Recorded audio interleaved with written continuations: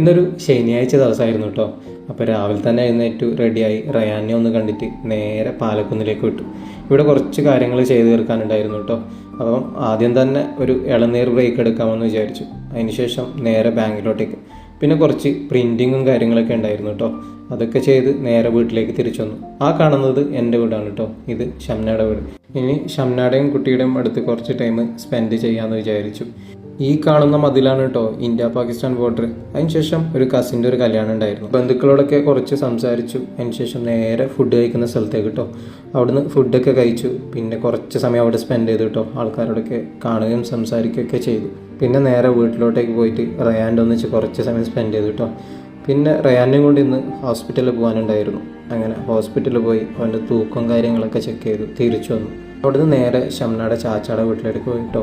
അവിടെ ഒരു ബൈക്ക് തള്ളി അകത്ത് വെക്കാനുണ്ടായിരുന്നു. അവരൊക്കെ ദുബായിലോട്ടേക്ക് പോവാണ്. അങ്ങനെ വണ്ടിയൊക്കെ അകത്തോട്ടേക്ക് വെച്ച് സെറ്റ് ചെയ്തു. അതിനുശേഷം ഞാനും ഷംനയുടെ അനുജനും കൂടിയിട്ടൊന്ന് പുറത്ത് പോയിട്ടോ. കാഞ്ഞങ്ങാടിലോട്ടേക്ക് ഒന്ന് പോകാനുണ്ടായിരുന്നു. അവിടെ നിന്ന് നേരെ മാതൃഭൂമി ബുക്സിലോട്ടേക്ക് പോയി. കുറച്ച് പുസ്തകം എനിക്കെടുത്തു, കുറച്ച് പുസ്തകം എൻ്റെ സിസ്റ്ററിനെടുത്തു കേട്ടോ. അവിടുന്ന് പിന്നെ ഒരു ബീഫ് ഷവർമയും കഴിച്ച് നേരെ വീട്ടിലേക്ക് തിരിച്ചു. നാളെ ഞാൻ മാൾട്ടയിലേക്ക് തിരിച്ചു പോവാണ്. അപ്പം അതിനുള്ള കുറച്ച് പാക്കിങ് കാര്യങ്ങളൊക്കെ ഉണ്ടായിരുന്നു കേട്ടോ. അതിനുശേഷം റയാൻ്റെ ഒന്നിച്ച് കുറച്ച് സമയം സ്പെൻഡ് ചെയ്ത് കിടന്നുറങ്ങി.